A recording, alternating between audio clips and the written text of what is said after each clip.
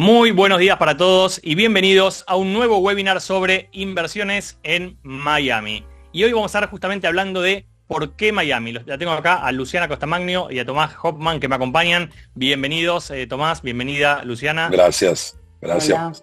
Y ya vamos a arrancar. Les voy a compartir entonces mi pantalla como para que podamos ver justamente esta presentación. Entonces, bueno, vamos a empezar entonces hablando un poquito de esta presentación. Básicamente, ¿quiénes somos? Bueno, nosotros somos, Tomás y yo somos Realtors, licenciados en bienes raíces para el estado de la Florida, miembro de la NAR, que es la National Association of Realtors. Sí, somos, Luciana es, y yo también soy broker en la ciudad de Buenos Aires, en Argentina, ¿sí? Y pertenecemos, Tomás y yo, a la compañía EXP, que es la compañía número 1 en transacciones en los Estados Unidos, número 4 en volumen de ventas, la de mayor crecimiento a nivel global, cotiza en el Nasdaq y tiene presencia en 24 países. Y entonces con esto vamos a arrancar entonces, ¿por qué Miami? ¿Qué es lo que está pasando en Miami que hoy justamente nos trae a este webinar, ¿no? Y entonces dice Florida como destino para invertir. Es el segundo distrito financiero de los Estados Unidos, ¿sí? Después de Nueva York, la zona de Brickell, digamos, se ha transformado justamente en un distrito financiero. Florida se ubicó como tercer estado ideal para emprender un negocio en 2024 en los Estados Unidos. Es el tercer estado con mayor nivel de población. Y vamos a estar hablando en un ratito más del tema de población, porque obviamente que cuanto más crece la población, cuantas más personas hay, mayor demanda de propiedades se genera justamente, ¿no? Más de 40 empresas transnacionales tienen sede en Miami y en Orlando. Y fíjense esto, ¿no? Dice, número 1 en ingresos de capital privado, los Estados Unidos. Miren lo impresionante que es los Estados Unidos como un lugar interesante para llevar tu inversión, ¿no? O sea, es el país número 1 que si empiezan a sumar, ¿sí? Suma a varios de los principales países del mundo, ¿no? Pero fíjense que dentro de Estados Unidos, Florida sigue siendo el destino número 1 elegido por los inversionistas extranjeros.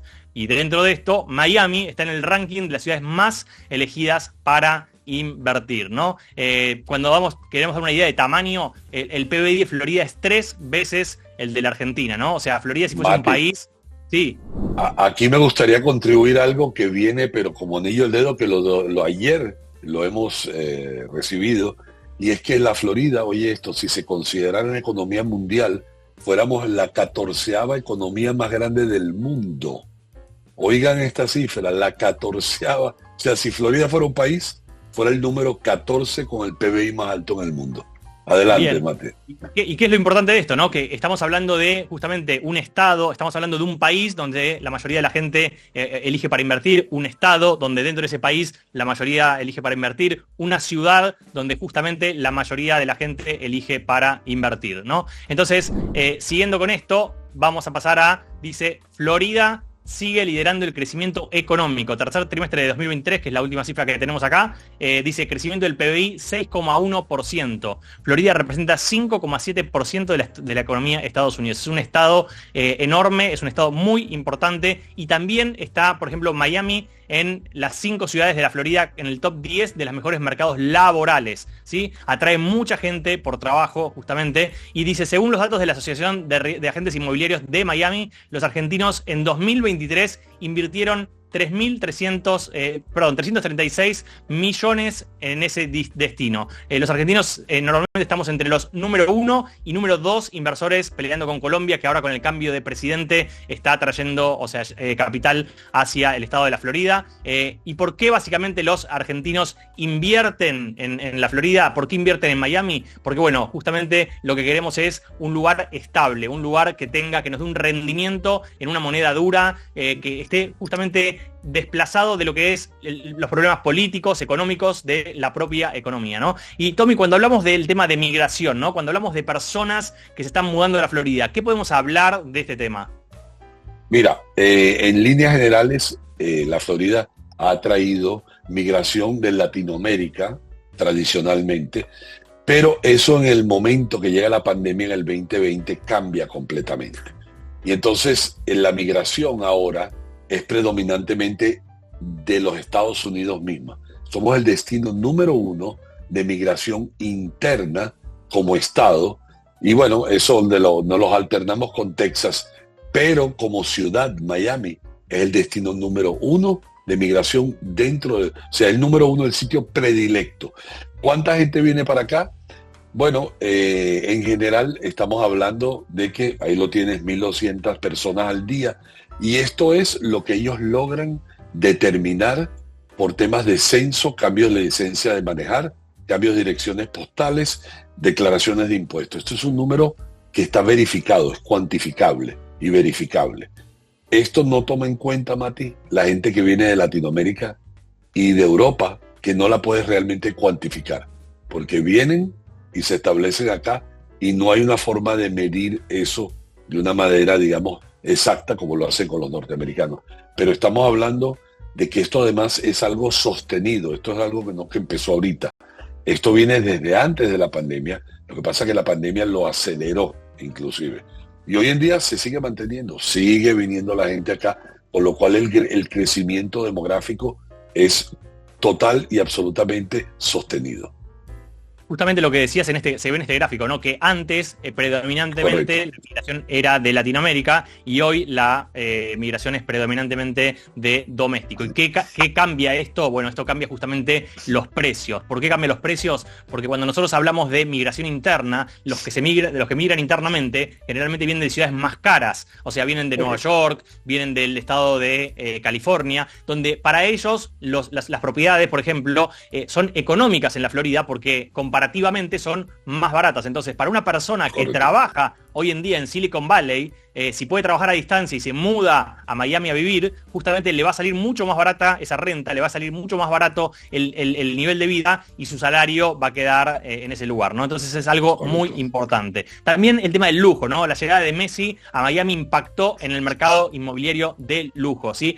Marcas como, por ejemplo, Dolce & Gabbana será propietaria del rascacielos más alto de los Estados Unidos, o Mercedes-Benz anuncia la construcción de justamente un proyecto residencial de 67 pisos en Miami, que justamente la semana pasada estuvimos viendo esto, ¿no? Pero también vemos este gráfico que dice cuántos metros cuadrados podés comprar con $1 millón en propiedades de lujo, ¿no? Y dice acá Miami 64 metros. Fíjense cuando nosotros decimos Miami subió mucho de precio, de no, ahora está cara. Fíjense esto, Nueva York te puedes comprar 33 metros cuadrados, prácticamente la mitad de lo que te podés comprar en Miami, ¿no? ¿Y esto qué está generando, Tommy? Cuando nosotros decimos que la gente más rica se está mudando a Miami, ¿qué está generando esta situación justamente con los precios, con lo premium de la ciudad, etcétera? Correcto. Mira, una de las cosas que ha sucedido, Mati, es que antes de la pandemia la gente que se mudaba a Florida era gente retirada, con ingresos muy limitados. Y lo que cambió la dinámica de esta fue en la administración Trump pasada. Las leyes impositivas fueron modificadas y entonces se creó una ventaja comparativa. Nosotros en Florida, para los americanos, somos una especie de paraíso fiscal interno. Te voy a dar el ejemplo. Una persona en California que gana, vamos a decir un número, $1 millón al año, paga 60% de impuestos entre lo que paga de ingreso, pues, de impuesto federal y el de California, y en algunos casos, algunas localidades también. Cuando esa persona se muda a Florida, esa misma persona ahora paga el 38%. Imagínate que tengas un ahorro de 22% en impuestos, automático, solo por mudar tu residencia 6 meses un día. Con lo que te has ahorrado, te compras la casa aquí, ni siquiera vendes la otra. Puedes comprarte otra acá con el ahorro, ¿no? Y obviamente los costos de vida son también inferiores. Y le podemos sumar el clima, y podemos sumar otros temas de calidad de vida, locales, aire puro, bonito sol, ¿verdad? Pero la realidad es esta, la realidad es que esto ha creado un desbalance, y ese desbalance es una tendencia, no es una moda, no es algo pasajero, es algo que viene andando del 2017, en la pandemia se aceleró, y lo que está sucediendo es que las personas de grandes ingresos de Nueva York, California y Illinois, que es Chicago, básicamente consideren mudarse a esta gran ciudad de Miami, donde esta ciudad les ofrece mucho, muy parecido a lo que ellos tienen allá. Cuando tú vienes de Nueva York, es poco probable que te mudes a una ciudad chica.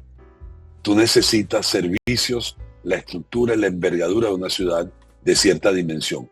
Miami se ha convertido en esa ciudad. Y no solo viene la gente mudándose, vienen sus negocios, Mati. Vienen los fondos de inversión, de que los manejan ellos, vienen los empleados y además las empresas que le dan servicio a esas otras empresas. O sea que hay un gran movimiento. Un dato que recientemente vi era que de junio del 2020 al 21, que lo tienen muy cuantificado, se mudaron a la Florida en ese año 330.000 personas, Mate. Esto es un dato oficial. 330.000 personas se mudaron completamente para acá. Esto sigue, no para. La Florida tiene un futuro brillante y Miami como ciudad, bueno, ¿qué les puedo contar? Todo lo que les puedo contar es poco en este momento. Bueno, bien, en relación a esto que cuenta Tomás, sí, también, con toda esta migración interna y latinoamericana, lo que se genera es mucha demanda de vivienda, o sea, de espacio como para esta gente, de todos estos ejecutivos que se están mudando y necesitan un lugar para vivir. Por eso decimos que Miami se está volviendo en una ciudad global y se está volviendo cada vez más premium y va a ser cada vez más cara, en donde las viviendas van a ser también más caras, las rentas más caras, pero todavía no ha llegado todavía a ese momento, digamos, comparativamente con Nueva York y California, es barato. Bien, y algo que hay que entender también es que mucha de la gente que se muda se está mudando justamente a Miami, pero la gente de Miami que por ahí ve que sus propiedades aumentaron muchísimo de precio, deciden venderlas y mudarse un poquito más al norte dentro del estado de la Florida, sí, porque por ahí, por lo que ahora tenían su departamento, se compran una casa tal vez en Orlando. Entonces se van mudando y se van corriendo hacia el norte y la gente más rica y que tiene más dinero está justamente entrando en la ciudad de Miami, que cada vez se está transformando en más premium, y lo que estamos viendo son nuevos precios. No estamos viendo precios que aumentan porque sí, sino que son nuevos precios y nuevos valores que está tomando la ciudad de Miami, ¿no? Y para esto vamos a ver, fíjense que en el top 3, ¿sí? Los argentinos son los segundos mayores inversores. Hasta el año pasado éramos los primeros, pero justamente Colombia, por el cambio de signo político, pasa esto, ¿no? Y fíjense lo que estamos hablando de las marcas, ¿no? Las marcas, los branded building, que son las marcas lo que hacen es dicen, ¿dónde están mis clientes ahora? O ¿dónde pienso que van a estar en el futuro mis clientes? Y apuestan a esos mercados. Entonces fíjense que Miami es número 2 en esto, y tenemos justamente marcas como Porsche, Bentley, Fendi, Trump Tower, Aston Martin, ahora Mercedes. O sea, son muchas marcas que están invirtiendo en estas empresas. También lo que decía Tomás, ¿no? Que, por ejemplo, Amazon busca expandir sus oficinas en Miami ante la mudanza de Jeff Bezos, ¿no? También Santander proyecta un rascacielos para sus oficinas en el Wall Street del Sur, que le están llamando justamente a Brickell. También el turismo, ¿no? Que generó casi 125.000 millones de dólares en la economía de la Florida en 2023, ¿no? Y cuando hablamos de eventos, Lu, ¿qué nos puedes contar un poquito sobre esto de los eventos, ¿no? ¿Qué pasa con los eventos en Miami? Bueno, hoy justo hablaba con una clienta y me decía, bueno, pero ¿cuánto, hablando de un proyecto de preconstrucción, cuánto puede salir el alquiler cuánto puedo cobrar por alquiler por noche por esta propiedad? Entonces yo le dije, mirá, va a variar mucho en qué época del año sea, pero si por ejemplo te toca ahora, como está la Copa América, estos partidos se están dando, digamos, hay mucha gente que está viajando a Miami y hay mucha demanda, entonces el precio de la tarifa sube. Entonces... Hay muchos, este evento trae particularmente mucha gente, pero también está, el Open de tenis, el Ultra de música, muchos festivales también de arte. Entonces eso atrae a gente de todo el mundo hacia la ciudad, que hace que los precios de ocupación suban. Sí, y también hay un efecto de marketing en todo esto, ¿no? ¿Cuántos de ustedes conocían Qatar antes del Mundial pasado? Entonces, cuando la ciudad invierte en tener eventos, lo que también pasa es que la ciudad se pone de moda. El marketing lo que hace es que las personas se quieran mudar hacia la ciudad, y eso lo que hace justamente es mayor demanda, más subida de precios, ¿no? Y fíjense que dice, Messi construye su imperio inmobiliario en Miami, ¿no? O sea, la llegada de Messi realmente ha generado un impacto muy grande, ha generado justamente deseo, ha generado muchísima publicidad, ha generado que artistas se estén mudando hacia justamente la Florida, otros artistas también de deportes, de negocios, ¿sí? Y fíjense que Miami es sede para el Mundial de Fútbol 2026 y de la Copa América 2024 que está sucediendo en este momento, ¿no? Fíjense el impacto que tiene esto sobre la publicidad en la ciudad, la gente que va a Miami, que viaja por la Copa, que conoce la ciudad y que después le interesa recorrer esto, ¿no? Pero también tenemos justamente el tema del desarrollo tecnológico, ¿no? Corporaciones, como decías Tomás, que se están mudando a lo que es justamente la Florida y a Miami para llevar sus empresas. ¿Por qué? Porque justamente al tener ciertas ventajas impositivas, también hay ventajas humanas, ¿no? Porque cuando un empleado tiene que rentar un departamento y el departamento más económico vale $4.000, no sé, en California, simplemente el empleado tiene que ganar ¿cuánto? 6.000, 8.000, 10.000 para poder pagar eso, ¿no? Si nos mudamos de ciudad, entonces el empleado puede vivir en una ciudad que tiene mejores costos, ¿sí? Y a partir de esto justamente tener más beneficios, ¿no? También tenemos el Signature Bridge que se está construyendo en la zona de Downtown, que va a ser un ícono, y ahí de nuevo hablamos íconos como la Torre Eiffel, como el Obelisco, como los distintos íconos de los distintos países que justamente muestran esta estrategia de marketing. El tren Brightline que se inauguró el año pasado, que te lleva en 3 horas y media a Orlando. Vos, Tomás, has tomado este tren y es un tren que me parece que es espectacular, ¿no? Mira, el Brightline es algo fabuloso. Millones de personas lo están usando y es la manera más cómoda y más rápida de llegar y segura para llegar a Orlando hoy en día. En el caso mío, Mati, yo voy a Orlando y vengo el mismo día, pero no hay el estrés de la carretera, que si llueve, que la ruta, que si hay que pararse a echar combustible. Vas a toda velocidad en la comodidad como si fueras en un jet. Es algo increíble.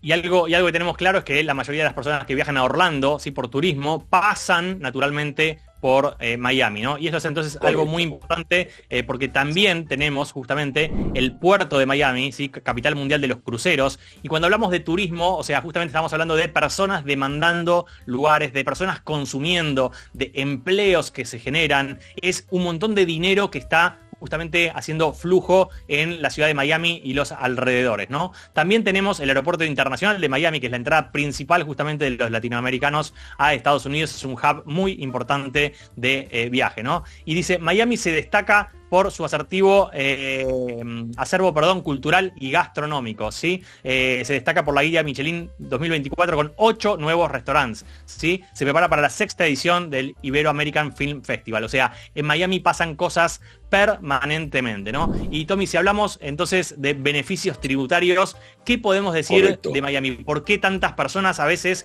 y tantos famosos y tantas empresas se están sumando a vivir a la Florida? Mira, es muy sencillo. Hay un clima, ante todo un clima de parte del gobierno de la Florida, de darle la bienvenida a empresas, a empresarios, a todo el que quiera mudarse acá a invertir, básicamente. O sea, hay un clima de bienvenida y de ayuda. Aquí formar una empresa es algo muy fácil. No sé si tú lo sabes, Mati, creo que sí lo sabes, que tú en un par de días formaste una empresa acá a un costo muy bajo, muy rápido. Se forman electrónicamente, existe una cantidad de beneficios fiscales, no solo para individuos, sino para las empresas. Acá las empresas no pagan impuesto sobre los ingresos o las ganancias en la Florida, cosa que en otros estados sí pagan. Y te voy a dar un ejemplo claro, o sea, hay una cantidad de empresas que han ido mudando sus sedes, muchos de ellos fondos de inversiones, porque el simple hecho de mudar la empresa representa un ahorro increíble a nivel de ingresos y gastos. O sea, les sube, los reditúa más, los hace más redituables. Y por otra parte, existe el beneficio adicional que la gente que trabaja en la empresa se muda y también ahorra. O sea, esto es una tendencia, como te dije, Mati, que empezó en el 2017 y sigue. Y para que sepas, esto es una enmienda constitucional en la Constitución de Florida. Esto no lo puede reversar un político, porque a veces la gente dice, no, pero va a llegar alguien y lo va a reversar. No hay manera, necesita un referéndum popular con un porcentaje de más del 75% para poder modificarlo. Eso es, o sea, un impensable acá. Además, todos los que vivimos en Florida, Mati, queremos que siga entrando la inversión y siga viniendo la gente a invertir y a vivir con nosotros, porque realmente ha sido un gran beneficio económico para todos. Exacto, y fíjense en este mapa, por ejemplo, acá vemos los estados de la Florida y de Nueva York, justamente, que son los más rojos, cuanto más rojos más pagan, ¿no? Y tenemos una diferencia, justamente la Florida paga cero de lo que sería para nosotros el impuesto a las ganancias, Correcto. estatal, comparado contra entre 9 y 12% que pagan en lo que sería el estado de California y Nueva York. Correcto. Imagínense hacer una inversión en un estado o en el otro, la diferencia que hay cuando nosotros hablamos de rentabilidades que pueden ir del 5 al 10, 12%, ¿sí? Y estamos hablando justamente de, o sea, 9 a 12% de impuestos, ¿no? Es una locura justamente esto, ¿no? Y fíjense Correcto. esto, beneficios tributarios, 610 millones de dólares. ¿Cuántos? Digamos, dice, la millonaria cantidad que se ahorrará Jeff Bezos en impuestos por mudarse a la Florida. Miren si Jeff Bezos tuvo razones para mudarse a la Florida, ¿no? 610 millones de razones tiene para mudarse a la Florida, que ese es el dinero que realmente se ha ahorrado por mudarse de un estado a otro. Imagínense cómo esto atrae justamente empresarios, ¿no? Y Tommy, Mati, vamos a ver... y no solo a la Florida, se mudó a Miami. Jeff Bezos vive en Miami hoy en día. Así es, por lo que escuché el otro día, ya va por la tercera casa que se compró. Imagínense, mansiones Es correcto. millonarias, Es ¿no? correcto. Entonces, vamos a ver, Tommy, un poquito esto del proceso de compra, ¿no? Y cuando hablamos del proceso de Sí. compra, estamos hablando de, bueno, ya entendí, Miami es una super ciudad, es la mejor del mundo, hay que invertir ahí, tengo todo. Bueno, ¿cómo hago para comprarme una casa, ¿no? Entonces nosotros lo resumimos en estos 5 pasos, ¿no? Que el primero justamente es elegir un agente inmobiliario experto, pero yo, Tommy, lo que hablo muchas veces es experto en inversores extranjeros, porque no es lo mismo alguien que sabe local que alguien que tiene Correcto. inversores extranjeros. Contanos un poquito por qué es tan importante elegir a alguien que conozca lo que es inversores extranjeros específicamente. Mira, es importantísimo porque acá los errores son costosos y deshacerlos cuesta mucho. Y yo siempre tengo un lema, Mati, que le digo a la gente, este no es tu país, porque muchas veces vienen los inversores extranjeros y te usan esta frase, es que yo en mi país, y yo siempre le digo, páralo ahí, este no es tu país, y como no es tu país, tú tienes que apoyarte de gente que conozca cómo son las reglas del juego acá.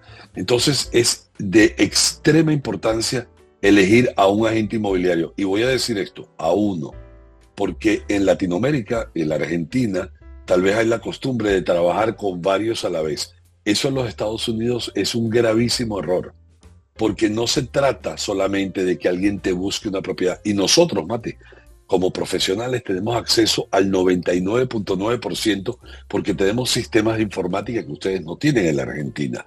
Acá todo lo que hay disponible está en un sistema y todos tenemos lo mismo. Entonces, la diferencia no la hace la propiedad, la diferencia la hace el agente inmobiliario que sabe asesorarte según tus necesidades como extranjero. Y no todos los agentes inmobiliarios están acostumbrados o saben trabajar con un cliente extranjero. Hay consideraciones legales, hay consideraciones fiscales, hay repercusiones inmigratorias, o sea, hay que tener no solo, yo te diría un agente, hay que tener un agente que tenga un equipo multidisciplinario y que entienda de estas cosas. No basta solamente, no, yo voy a trabajar con aquel porque me consigue algo mejor. Aquí no es así, aquí todo transparente, pero hay que tener la persona con la experiencia adecuada para poderte ayudar, porque aquí no se trata de venderte, Mati, se trata de asesorarte, de hacer lo mejor para ti, para que tú tengas un resultado positivo. Bien, es clave esto, es clave lo que está diciendo Tomás, que básicamente es justamente elegir una persona que conozca bien lo que son las inversiones y lo que es el trato con extranjeros. No es lo mismo una persona que está acostumbrada a mostrarle propiedades para una persona para vivir, que vive en los Estados Unidos, que va con la ley de Estados Unidos, que para una persona que está en el exterior. Tampoco es el mismo producto, ¿no? O sea, uno no quisiera encontrarse justamente con un producto que no es adecuado para una persona extranjera que justamente no puede ni ir a cambiar una bombita de luz, ni ir a cambiar un cuerito de la canilla, que cualquier problema que tiene la propiedad no está a 2 cuadras para ir a ocuparse, sino que necesita ciertas características muy importantes, ¿no? Y acá tenemos una pregunta, Tommy, que me gustaría hacerte, que es, ¿un argentino puede financiar en los Estados Unidos o los créditos son solamente para la gente que vive? Yo escuché que tenés que tener un score y que es muy difícil el crédito y todo eso. ¿Cómo funciona esto? Eso del score es para nosotros, los que vivimos acá, pero no es para ustedes los que viven en otras partes del mundo. Y de hecho, te voy a decir algo que aprendí recientemente. Estados Unidos es más fácil del mundo para que un extranjero pueda comprar con un crédito. No sé si lo sabes, pero en España, en Italia, si tú no eres ciudadano, tú no puedes tener un crédito hipotecario. No sé si sabías ese pequeño detalle. Mucha gente no lo sabe. Mi hijo casualmente está comprando una propiedad en Italia y si no fuese italiano, porque tiene pasaporte italiano, no pudiera accesar a un crédito. En los Estados Unidos de Norteamérica, cualquiera, no importa de qué país del mundo tú vengas, tú tienes acceso a crédito hipotecario. Aquí, gracias a Dios, Mati, el dinero es como el oxígeno. En los Estados Unidos, si hay algo que sobra y hay para todos, es dinero. Y hay dinero para extranjeros. Y de hecho, calificar para una hipoteca, para un extranjero, en este caso un argentino, es mucho más fácil que para mí que vivo acá, calificar para una hipoteca como ciudadano americano o residente, fíjate. A nosotros sí nos piden una cantidad de requisitos. Increíblemente a los extranjeros les piden muchísimo menos. Y son muy pocos los requisitos que le piden realmente. Bien, para que se den una idea, nosotros acá, si ustedes quieren más información, justamente los contactamos con una persona que es especialista, justamente lo que decía Tomás del equipo, ¿no? Especialista en créditos hipotecarios, pero básicamente para que tengan una idea, ustedes poniendo el 30%, o sea, si quieren una propiedad de $1 millón, poniendo $300.000, pueden acceder a una propiedad de $1 millón, financiando justamente el 70% con plazos hasta 30 años. Y nosotros hablamos siempre que el objetivo justamente es comprar apalancado, lo que recomiendan justamente todos los especialistas en inversiones financieras en real estate. Te dicen, tenés que, o sea, comprar apalancado, o sea, endeudado, porque el secreto en qué está, en poner un pago inicial y que después la renta de esa propiedad pague el préstamo, o sea, que la propiedad se pague solo y en el tiempo voy adquiriendo un activo, ¿no? Tú sabes que a veces por temas de limitaciones de disponibilidad de capitales y limitaciones legales en muchos países, la gente no quiere adquirir créditos, ¿no? Y esto sabemos que podría ser el caso de la Argentina. Pero acá es un error, Y te explico, te lo voy a decir muy claramente. En los Estados Unidos se hace dinero usando el dinero ajeno. Y el dinero ajeno está disponible muy fácilmente para ti. Lo que no se debe hacer es abusar de él.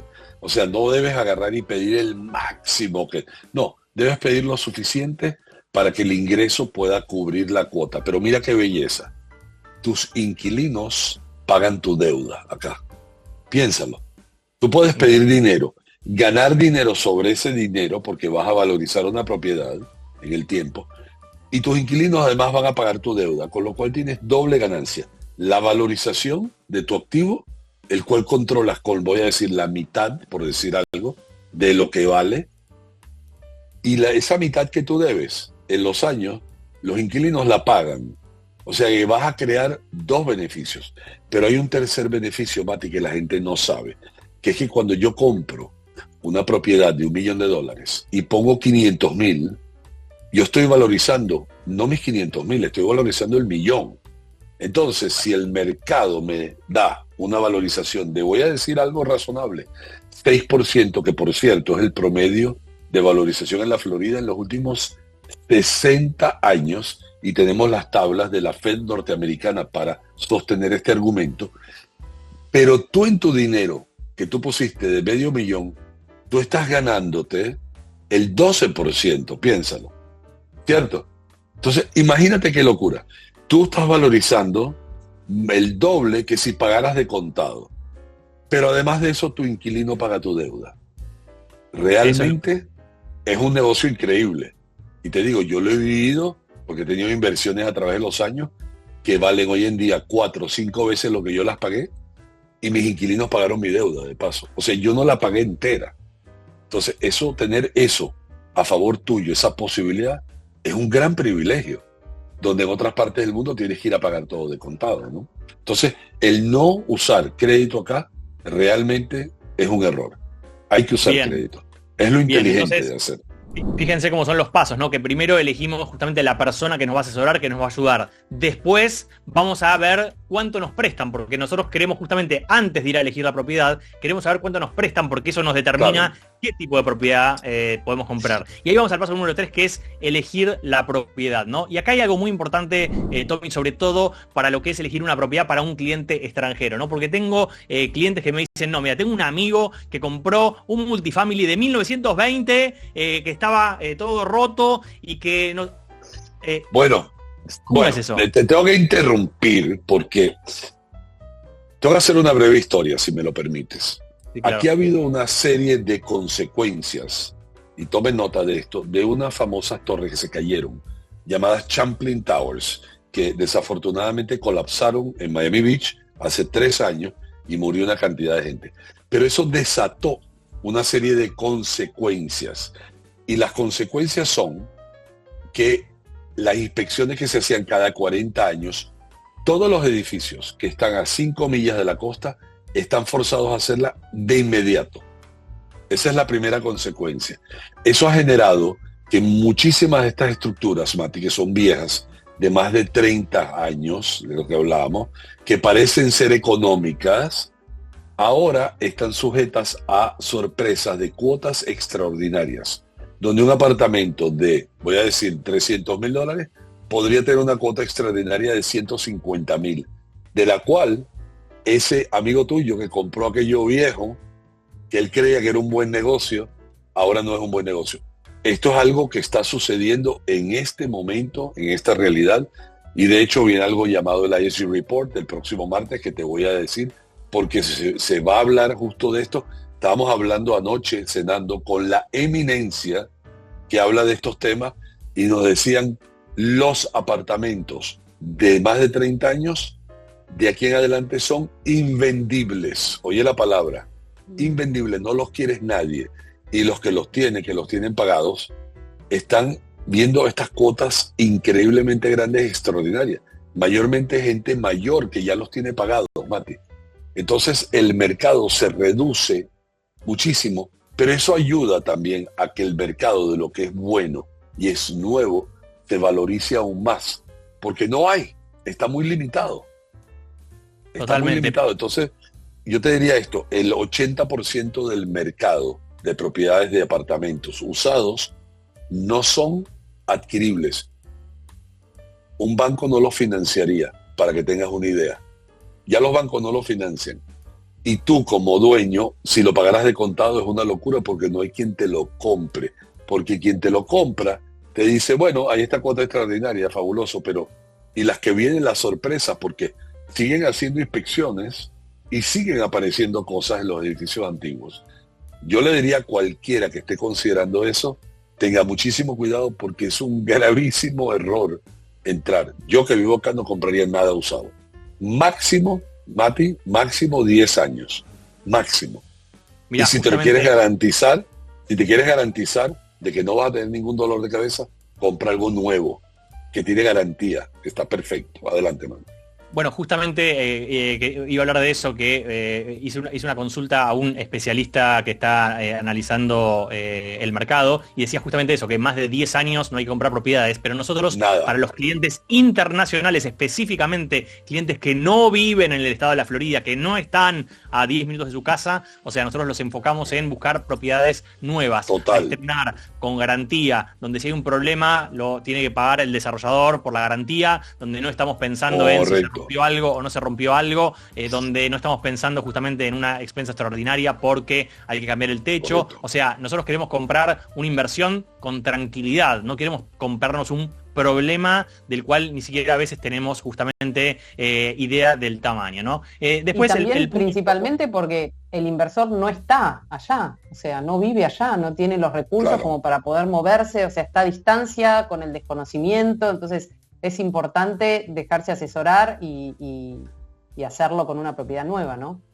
Totalmente. Y ahí vamos al punto número 4, que es a nombre personal o a nombre de una sociedad. Siempre nosotros recomendamos que hablen esto con el contador, el abogado, sí, pero por nuestra experiencia en general, lo ideal para un comprador internacional es comprar a nombre de una sociedad, sí, lo que llamamos LLC. Si quieren más información de esto, les vamos a dar información. Nosotros justamente los vamos conectando con todas estas partes para que ustedes puedan estar bien asesorados. Los conectamos con la persona que les va a asesorar el financiamiento, los conectamos con la persona que les va a ayudar a abrir la LLC, la sociedad, los conectamos también con un abogado que pueda asesorarlos en temas de migraciones. Hay muchas personas que quieren saber cómo pueden migrar a los Estados Unidos y es mucho más fácil de lo que ustedes piensan. Los Estados Unidos lo que no quieren son gente insolvente, lo que quieren es personas que se pueden autosustentar, y si ustedes tienen justamente los ingresos para poder autosustentarse, ir con un abogado de inmigraciones es importante. Y después tenemos el proceso de escritura y posesión, que básicamente cuando hablamos de escritura y posesión hablamos de que nos den la propiedad, que nos entreguen la llave de la propiedad. Y acá algo muy importante para destacar es que ese proceso en este momento, a partir de la pandemia, no necesita ser presencial. No necesito viajar a los Estados Unidos para poder justamente firmar la escritura de mi casa, sino que lo puedo hacer hoy, lo puedo hacer con firma digital. No necesito viajar, no tengo ese problema. Obviamente que nosotros recomendamos a los clientes que viajen para recibir su propiedad, para conocerla, para esto, pero a veces no coincide la fecha de la firma con la fecha que a mí me conviene viajar. No necesito viajar, es un problema que la verdad que la pandemia nos ha dejado esto como un punto, ¿no? Y acá creo que tenemos como redondeado el tema del proceso de compra. No sé si nos quedó algo, Tommy, del proceso de compra, pero me parece que más o menos esto es un proceso completo de cómo deberíamos nosotros tener en cuenta para comprar una propiedad.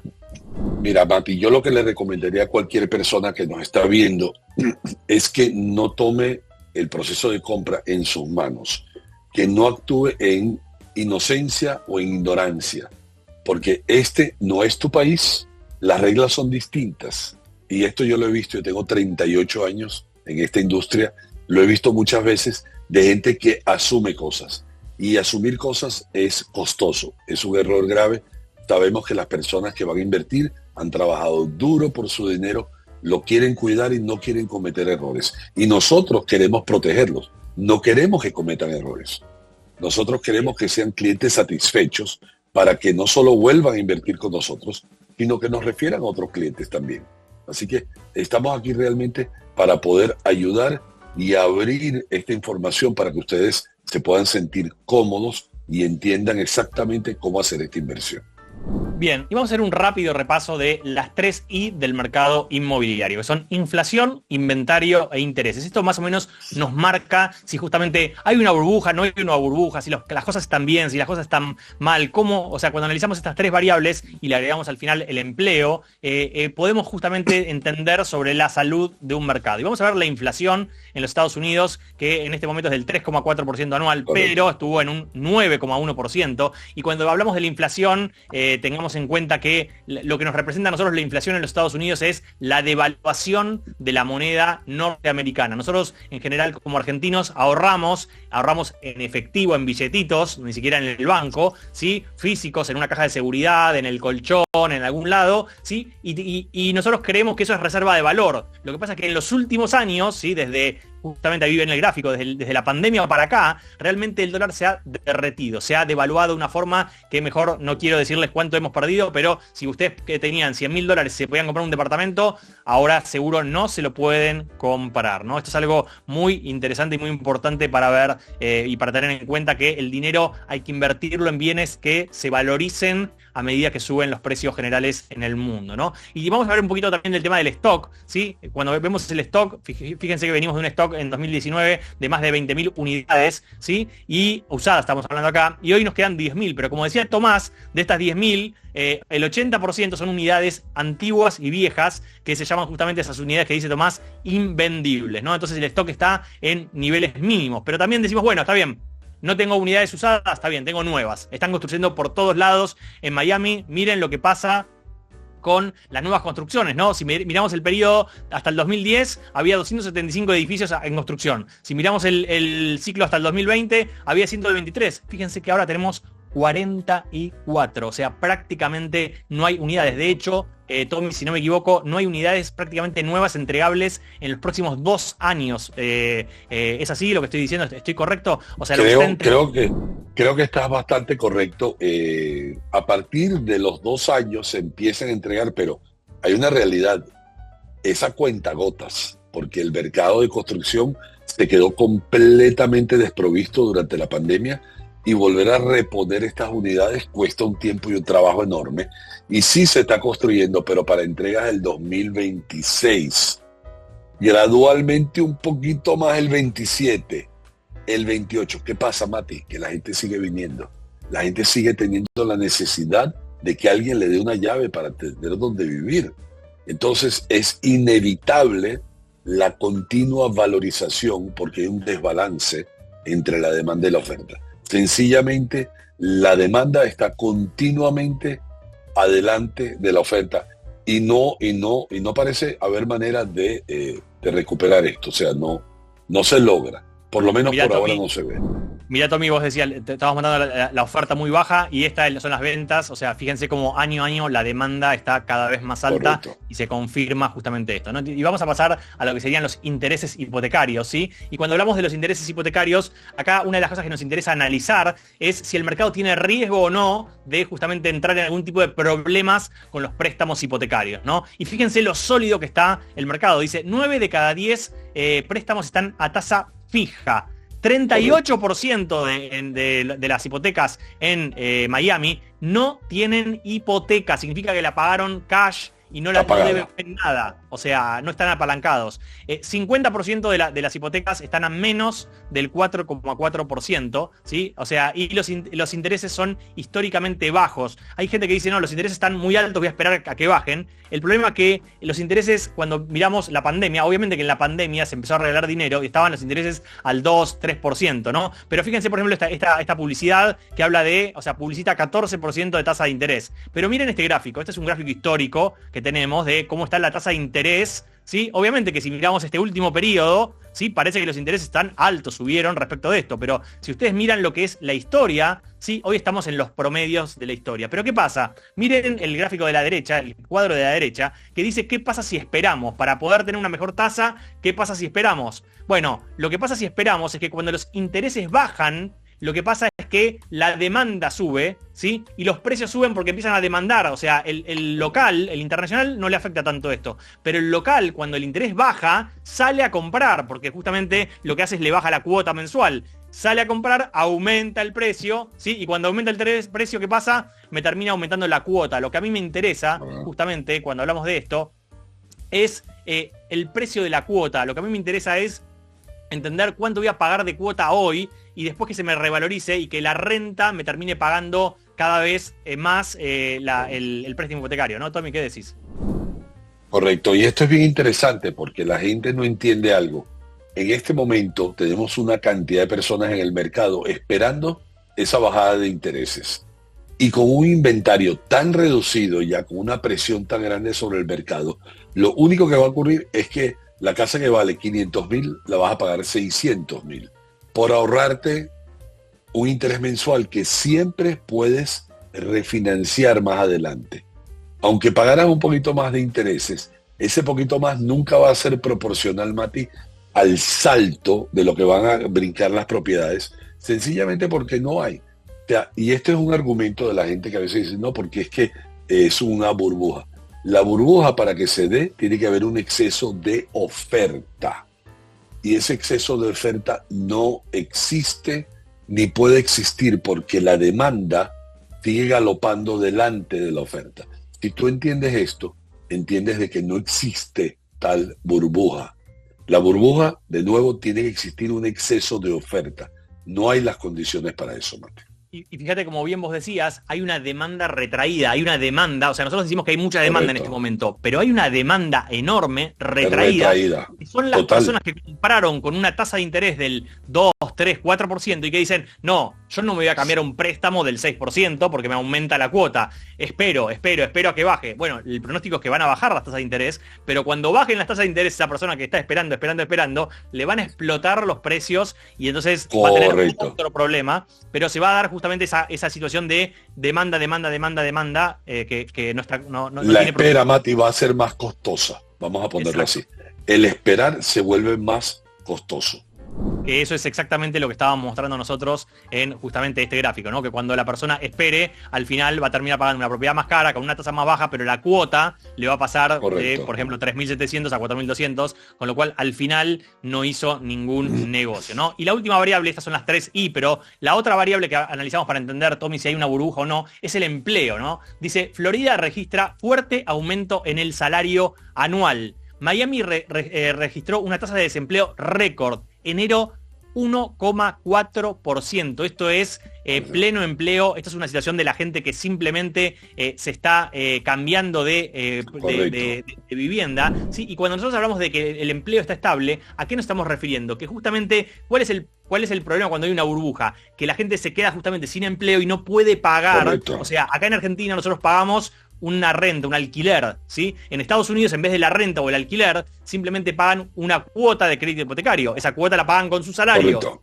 Si el empleo está fuerte, las cuotas se pueden pagar, no hay problema porque las cuotas justamente se pueden pagar, ¿no? Entonces vamos a mostrarles acá justamente una comparativa de mercados, ¿sí? Para que entiendan también qué pasa en un mercado o en otro mercado, ¿no? Acá para aclarar, estas propiedades son casualmente del mismo cliente, ¿sí? Es un dormitorio más den en North Miami Beach y mucha gente me llama y me dice, yo quiero el departamento ese. Este departamento es un departamento totalmente antiguo, viejo, en un lugar donde seguramente la mayoría no quieren vivir, ¿sí? Que se alquila por $1.650, ¿sí? Actualmente ese departamento, y básicamente paga de HOA, de expensas, digamos, que las paga el propietario, en este caso habría que descontarlas de ese precio, unos $200 aproximadamente. El otro es un departamento de 2 dormitorios más terraza en Nordelta, en Tigre, en Buenos Aires, ¿sí? Que tiene de valor de venta justamente $185.000. Ese es el valor real de venta. Cuando nosotros vemos publicaciones en Argentina, a veces lo vemos a valores mucho más caros que no son reales. Ese es el valor de comercialización, pero el alquiler es $600. Fíjense la diferencia que se genera justamente en una propiedad a otra. Entonces nosotros cuando decimos, no, me voy a quedar en Argentina esperando para vender mi propiedad para que aumente, pero fíjense lo que estamos perdiendo mes a mes, ¿no? Y Lu, a veces vos comentás cuánto te costó alquilar este departamento y cuánto costó alquilar el de Miami. Voy a contar yo el de Miami, que después Lu cuente el de Buenos Aires. Cuando yo voy y vengo a Miami, yo estoy, o sea, físicamente en Argentina, y voy y vengo por trabajo, digamos, para tener clientes y eso, y me faltaban 15 días para ir para Miami y me entra esta propiedad en alquiler, ¿no? Entonces digo, bueno, lo voy a publicar ahora, me faltan 15 días, en 15 días me van a entrar 4, 5, 6 clientes y cuando llego los atiendo. Bueno, el día número 15, cuando llegué a Miami, tenía 52 consultas, de las cuales las cité a todos el lunes a las 11 de la mañana, a todos. O sea, yo no iba a hacer cada media hora uno, todos claro. A las 11. 38 personas esperando para entrar a la propiedad para poder verla. Una fila había fuera del departamento, entraba la persona, yo le hacía las preguntas. Imagínense que me agarré, obviamente, el inquilino que mejores características, o sea, tenía para poder pagar la propiedad, ¿no? Por ejemplo, que tenía 2 sueldos o que tenía una situación económica sólida, ¿no? Contanos, Lu, cómo es para alquilar esta propiedad en Nordelta en $600. Esa es la situación ideal. Bueno, nosotros estuvimos cerca de 4 meses para alquilarla, con una bajada de precio porque estaba publicado a otro precio, pero la realidad es que no teníamos demanda. Entonces hablé con el propietario y le dije, mira, tenemos que conseguir la demanda, visitas y la oferta. Así claro. Que fue un buen perfil, pero sí se demoró y en ese tiempo también el propietario perdió plata. Fíjense esto que dice, Miami es el mercado de alquiler más competitivo de 2024. 2024. 14 posibles inquilinos por unidad, promedio nacional 7 inquilinos, tasa de ocupación 96,5%, que significa básicamente la gente que se está cambiando de un lugar a otro. Más de la mitad de los nuevos proyectos en la Florida, en el sur de la Florida, son condominios para alquileres temporarios. De hecho, nosotros tenemos una inversión para las personas que quieren invertir en multifamiliar, en una parte de un producto, o sea, de un edificio gigante, invertir un poquito y no quieren comprar tal vez una propiedad. Entonces, es muy importante, y acá con esto estamos cerrando ya, pero básicamente es muy importante que ustedes vean que cuando nosotros invertimos en los Estados Unidos, cuando invertimos en la Florida, estamos invirtiendo justamente en un mercado que tiene una robustez, una solidez que nos da justamente esa tranquilidad. Nosotros ponemos el dinero y estamos tranquilos por muchos años que ese dinero va a terminar multiplicándose, que va a terminar dando valor, y nos sacamos un poquito, despejamos a veces la situación nuestra cotidiana de si el dólar aumenta, si el dólar baja, si las propiedades, si se vende, si no se vende, si hay corralito, si no hay corralito. O sea, todo lo que está pasando local lo aislamos de esta forma. Entonces, tener parte de nuestras inversiones en el exterior es algo que realmente es muy recomendable. No sé, Tommy, ¿vos qué opinás? Mira, yo pienso que el tener inversiones acá es algo privilegiado. Es un sitio donde hay seguridad jurídica, tú tienes tu dinero, tu título es tuyo, no importa si eres americano o extranjero, tienes la protección legal de la tranquilidad. Florida está considerado dentro de los Estados Unidos el mejor estado con la mayor cantidad de protección legal para el inversor. Pero no solo eso, es el estado donde está más protegido el inversor a nivel de inquilinos. Mati, cuando aquí en la Florida alguien no paga su renta, esa persona se va. Esa persona tú la echas en 30, 45 días máximo. No existen grandes juicios, largos juicios, protestas, no existe. Este mercado está hecho para que funcione para los inversores y se protege al inversor para que el inversor siga viniendo para acá. Entonces, eso es algo importantísimo de tener en cuenta. No es lo mismo poner tu dinero acá que ponerlo en otra parte del mundo. No es lo mismo poner tu dinero en la Florida que en otro estado de los Estados Unidos. Los mismos americanos traen su dinero para acá, porque esa protección de que yo te acabo de hablar de los inquilinos no existe en todas partes. Es aquí que existe. Y eso es primordial, importantísimo. No se trata solamente de cuánto tú ganas, sino con qué seguridad tú lo vas a ganar. Con qué, con qué seguridad tu dinero va a redituar. Con qué tranquilidad tú vas a dormir. Y aquí vas a dormir con tranquilidad, te lo garantizo. Bien, Lu, no sé si querés hacer algún tipo de cierre, pero básicamente es muy importante que, o sea, entiendan que si ustedes necesitan más información, si ustedes quieren saber justamente para migrar, para invertir en una propiedad nueva, para invertir en un proyecto de inversión, incluso en un negocio, simplemente nos contacten, se acerquen a nosotros para justamente de hecho, tener más veo, información. Mati, personas que estuve en contacto en la semana, veo muchos conectados, así que agradecerles el acompañamiento, después seguimos de manera personal. Y es muy importante destacar esto, es muy importante el asesoramiento, porque los errores se pagan caros y volver para atrás se paga, todo se paga muy caro. Entonces hay que ir en paso firme y bien asesorado. Me parece que eso es clave. Estados Unidos es un país lindo y bueno para invertir, pero hay que hacerlo de la forma correcta y con los pasos adecuados. Así que bueno, muchas gracias a todos, muchas gracias Lu, muchas gracias Tommy, así que nos estamos viendo entonces el próximo. Gracias Mati, gracias Lu. Jueves. Gracias, Tommy. Chao, chao, hasta luego. Siempre un gusto en estar con ustedes, saludos. Igual. Chao.